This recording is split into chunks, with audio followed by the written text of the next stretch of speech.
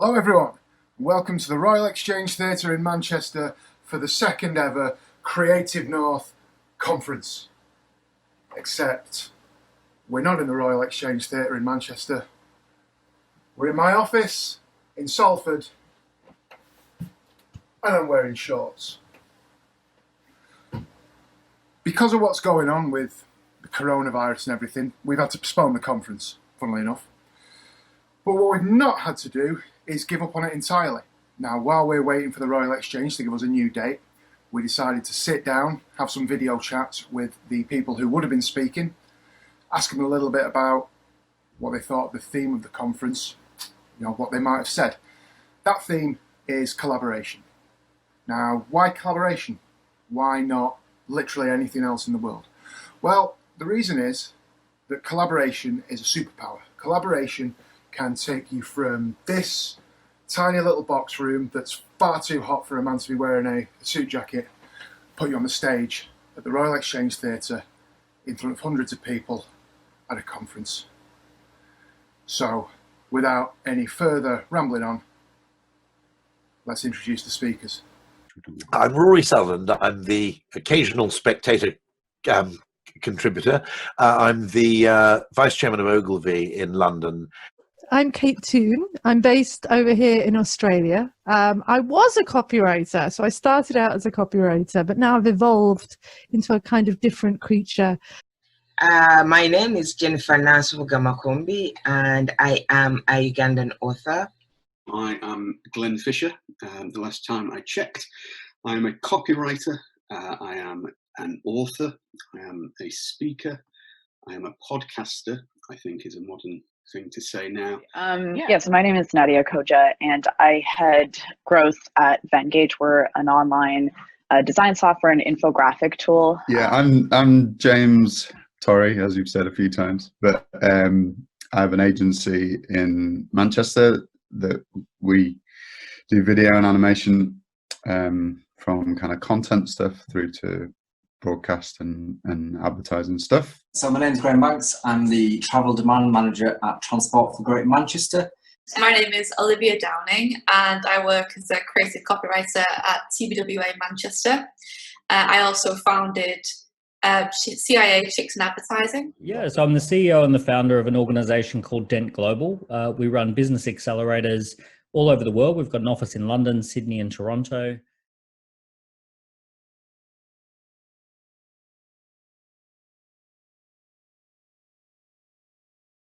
At a high level, collaboration is leveraging other people's different ways of thinking and finding ways to loop that together. Recognizing what you can and can't do, and not being, not letting your ego get in the way of reaching out to the people who are maybe have more expertise in their field than you do. So I think collaboration has been a big part of my business because, I'm not so egotistical to think that I know everything. The obvious thing that comes to mind is, the collaboration between two artists, maybe a storyteller and a graphic illustrator, Valuing someone else enough that you would invite them into a conversation that leads to somewhere better than you would have got on your own. So in my mind, everything that you could possibly want or need, whether it be money, fame, or any other resource, someone already woke up with it this morning. They got out of bed and they had all the money and all the fame and all the great product and all of that sort of stuff going on.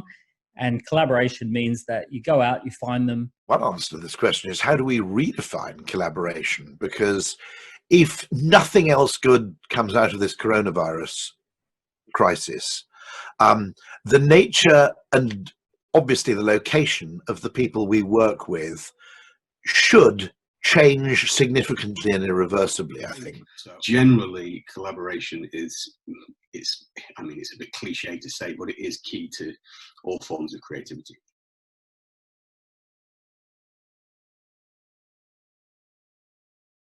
I have no doubt in my mind that the purpose of, it was always beautifully said, the purpose of a creative team, copywriter and art director, is to create a third person who's better than either of you. And much of the time, not all of the time, as I said, there are certain things which, you need to have a certain amount of staring into space-time. But there's no doubt in my mind at all that collaboration can actually, the standing on the shoulders of giants effect. You can create something better between a group of people than you might do on your own, if only through just feedback, suggestions, and actually the sounding board effect as well, which is never bad. You can, get very deluded about the quality of your work. David Ogilvy was absolutely assiduous, or at least he claims he was. If I'd founded the company, I'd basically write the copy and go, look at this, everybody, it's brilliant. And I think David was conscious of that risk, which is everybody go, oh, David, you're so clever. And he'd actually show a piece of body copy to sort of 6 people and ask for comments before he sent it through to a client. And that weird reluctance to listen to, constructive feedback, I think is a dangerous thing that has to be overcome within reason. Obviously, you've got to choose the right 6 people. Of course, within literature is the idea of collaboration between ideas, so the collaboration between, let's say, fiction and myth, which is, to me, a fantastic collaboration. Where I look at how myth making and fiction work beautifully together, because myth and fiction are almost related, or the collaboration between history and fiction, and how those two again work together. There's not a single piece of advertising out there that's created without someone collaborating, whether that's with the fellow copywriters, whether it's with marketers, whether it's with designers, whatever it might be. This collaboration runs through everything you do, and it should be that way. Very early on in my career, I was lucky enough to kind of clock that and realize that I would, for all the ideas and talent that I might have, I couldn't express the things that I wanted to do and wanted to express without other people and without getting their input. So it was all collaborative. It was a constant message. It wasn't marketing doing their own thing, me doing my own thing in social. It was all together. It was the right wording, the right approach, and we also worked with the clubs. They pushed our stuff out, and on the night itself, which is the first time we've ever been able to do it, 18% of regular travellers changed their journey on that evening. So they either left work early or whatever they were doing, driving around. We told them to leave before 4:30. 18% did exactly that, and the actual evening, there was no issues at all. There was, a little bit of traffic here and there, but it wasn't like anything like a normal Wednesday evening where you think, Jesus, that was a bad night. And I can only say it wasn't one thing. It wasn't my signs, it wasn't social media, it wasn't just marketing and design pushing out messages on Instagram and Facebook and targeting areas. It was just the whole approach. Back in the day, I used to run nightclub parties, and I used this particular model for that.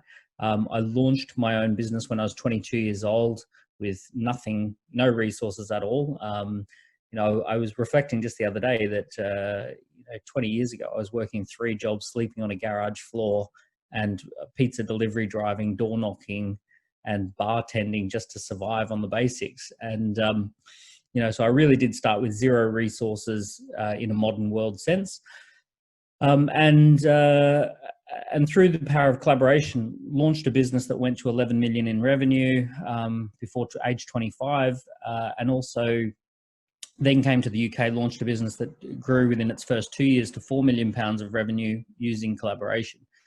So I have a framework, which I refer to as GRAP, and it's GRAP, stands for Goals, Research, Authority, and Promotion.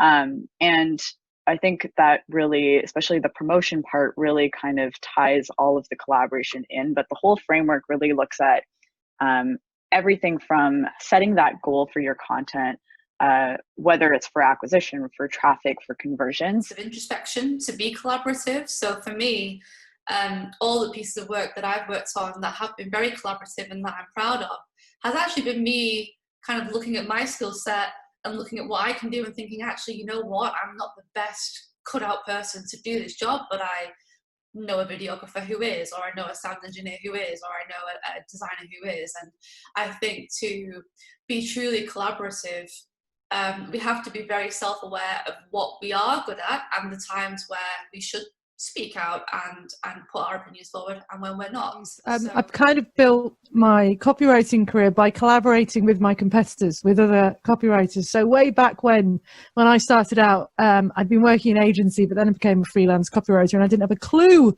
what to do, how to get clients, how to market myself, how to do money things. So I created a little community on Google Plus, or whatever it was called then, and invited 20 people off Twitter to join my community. And about 30, but only about 20 said yes. The rest told me to off. But that became really a collaborative spot, and that's what kind of evolved into the Clever Copywriting community, which is what I run now. And we've got about 300 or so members who should all really, by rights, hate each other because they're all fighting over the same chip, like seagulls. But they share that chip. They all give it a lick and they pass that chip around. That sounds very unpleasant. I've noticed this shift in my journey and our journey from competition, conversation through to collaboration, and it just feels a nicer place to live.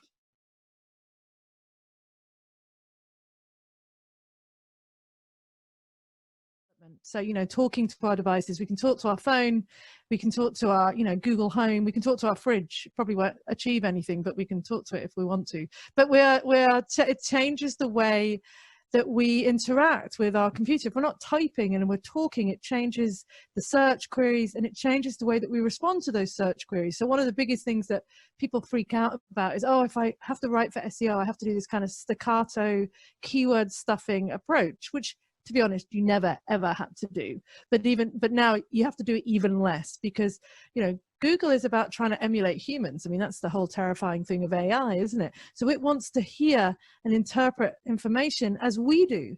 And there's been an algorithm update in recent months, years, called BERT. And BERT is all around natural language processing. So, doing stuff that traditionally robots have found quite difficult, like understanding the use of 6 or 7 different pronouns in a sentence. She went here and you saw this and they saw that. And it's like, well, who is the subject and who is the what? And then, interpreting nouns and verbs. Like I think it's the verb run has something like 638 meanings in the Webster Diary. Someone will correct me on that, but in the Webster Diary, in the Webster Dictionary. So, which run do we mean? Because, Google and voice search, they're trying to interpret our query. They're trying to understand our searcher intent so they can serve the right content back to us.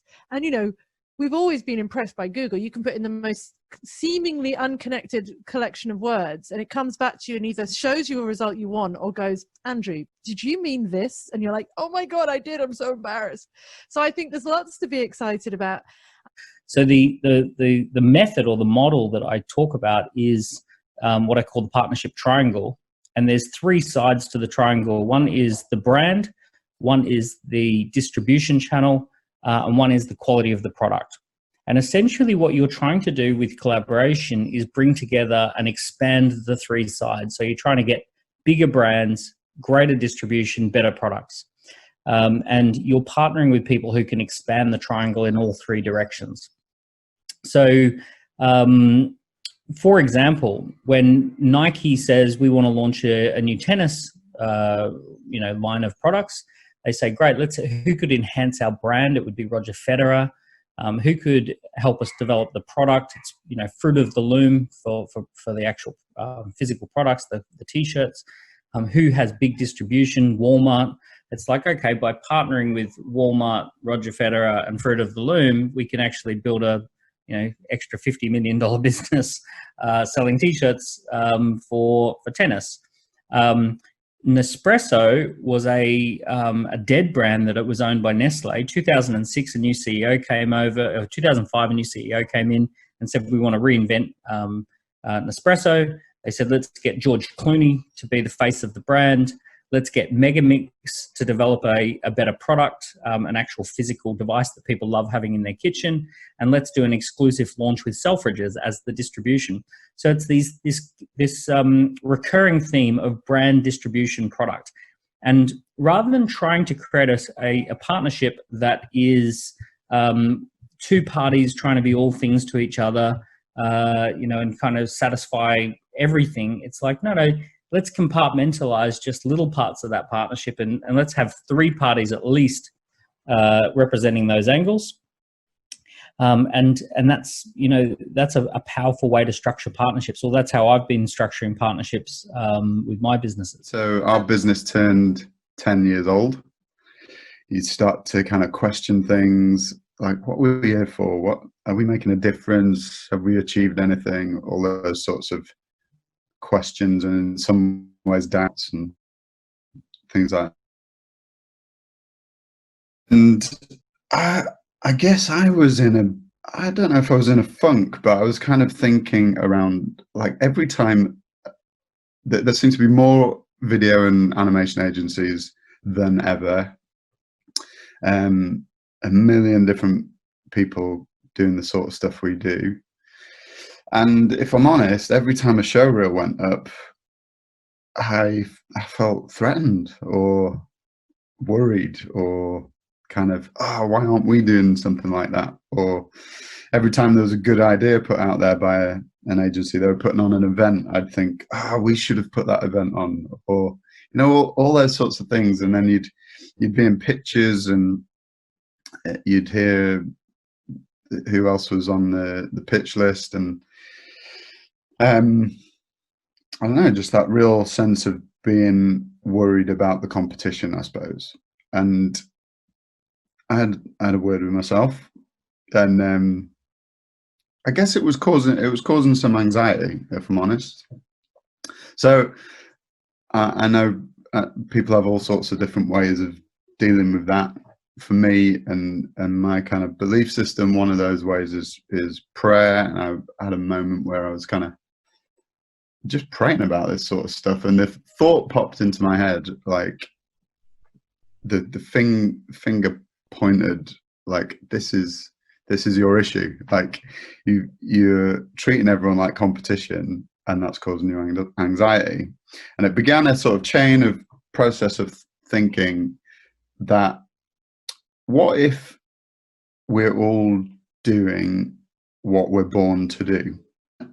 And if you can believe that there's something you're born for, and like, you're meant to go after that, you're meant to do that thing that you come alive for and that you're good at, and all those things, it sparked a train of thought that went something like, well, if we're all doing what we're born to do, then there must be enough room for us all to flourish. There must be enough room for us to like succeed at it, and for us all to be okay with it. There must be enough work. I tend to resist telling people that this is what makes you a good storyteller, because I suspect that there are ways out there, a lot of ways out there that can make you a good storyteller.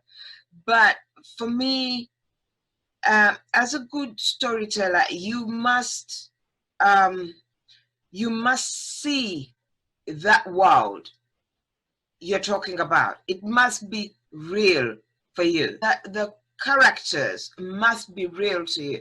So I tend to, when I set a world, I tend to see it, and I tend to impose on a world that is familiar to me. Okay, it could be fictitious, but I impose it on this fiction on a place that I've been, so that I know where I'm standing every time I talk about that place. That's the collaboration between truth and fiction. It's the same with characters. I will create a character, but often they tend to turn out looking like someone I know. For me, getting fiction out of my mind and imposing it on something tangible, someone I know, makes the story come alive. The don't speed, don't drink and drive, don't do this, don't do that. It does not work. You need to engage people. It needs to be attractive. It needs to be constant. It needs to be timely. It needs to be, and it needs to be something that someone can go to their work. Oh, did you see that sign on the way into work today? That was good, wasn't it? I didn't know the Spice Girls were playing today. I used to perform comedy in Paris and in Manchester, and about how comedy and humor are intrinsic, almost, you know, superhuman things. And what I mean by that is I've always been fascinated by humor in general, but we're the only beings that laugh. And what laughter actually means as a social signifier is, I am enjoying this exchange and I want to carry on doing this with you. And so for me, when I made the transition from doing comedy as a job to being a full-time advertising creative, what I couldn't understand was why clients particularly were always so reticent to use humor in their work, because they were worried that people wouldn't get it, or it might be offensive, or if you know what I mean. And I guess ultimately what I wanted to say was, and I have said, gosh, in multiple talks I've done, but what do you send to your friends is what I would say to those people, to those marketing managers who are nervous. You know, what do you send to your friends? Do you send them, you know, a sad piano piece case study from Cannes, or do you send them cat videos and funny memes and things that you see on the internet? Humans like humor because, as I've just said, it's a really intrinsic, really innate human thing. And that's why pieces of work that are funny, particularly in marketing and advertising circles, have got endless more cut through and endless more recall than things that don't. And so, I mean, actually, it's particularly pertinent now because we're in a global pandemic and there are a lot of, you know, really good earnest messages out there about, you know, sanitation and being healthy, you know, staying alert, all of that. But what's really inspired me actually is all the TikToks that have been made kind of on the back of the global pandemic, and the ways that people have reacted in a humorous way. So that's soft skills being, resourcefulness. I think resilience. A lot of promotion when it comes to like content marketing or creative content in general requires you to reach out to people and put yourself out there to make those connections. If you're not resilient, you're just going to give up really quickly. I often think of, you're always going to get a no, but to get a yes, you just have to get past all those no's before you are able to succeed. And, you know, an ability for empathy, like being able to empathize not only with our customers, with our audience, with their jobs to be done, with their needs, but also with the people that we're collaborating with. If you know what kind of value you can offer not only to your audience, but to the people you're collaborating with, that's a really important skill set to be able to tap into. Don't be a dick. What I was planning to talk about was an interesting thing, which was rather different, which was not internal collaboration, but external. And I was going to ask the question of, who does an ad agency, a creative agency, work with? In other words, who do we look to be our clients? And because who we consider our clients to be has a major effect on what we'll get good at, okay? And my contention is that when we went from payment by commission, which hasn't really existed since 1992 or something, I mean, it was pretty much on the way out before then. But when we stopped being paid on commission, we entirely failed to spot the opportunity that hourly fees did bring. There are a lot of disadvantages to hourly fees. It's a deeply unsatisfactory way of charging because it doesn't correlate with value at all, okay? But there is one upside to charging by some sort of fee rather than charging by media commission, which is that you can now work with a vastly wider range of problem owner than you could before. And we didn't do that. What we did is we basically went, what's our job? Our job is to solve business problems for people who have a big media budget. Well, that was true when you were paid on commission to some extent. It was certainly not true subsequently. And for every person with an interesting problem that could be solved through a mixture of creativity and human insight, who also has a big media budget, there are hundreds and hundreds of people who have problems but don't have a media, don't spend money on media or comms. And the idea that we should confine ourselves only to comms problems seems to involve an incredibly self-limiting belief, which is, you know, what you find with an ad agency. I mean, Dave Trott always quotes me on this, which is usually I'm quoting him, so I'm rather flattered when it happens the other way around. But one of the great things that advertising inculcates in you is a kind of fear of the obvious, which is in some ways part of the creative instinct. It's a horror of the obvious. No. It can't. Now, sometimes it can go wrong. Sometimes the answer is obvious. But when the answer is obvious, there's no shortage of people who can solve it, after all. And so that mental business where you look deeper into human motivation and you look deeper into the problem, and you ask, my colleague Chris Graves in New York calls this the real why.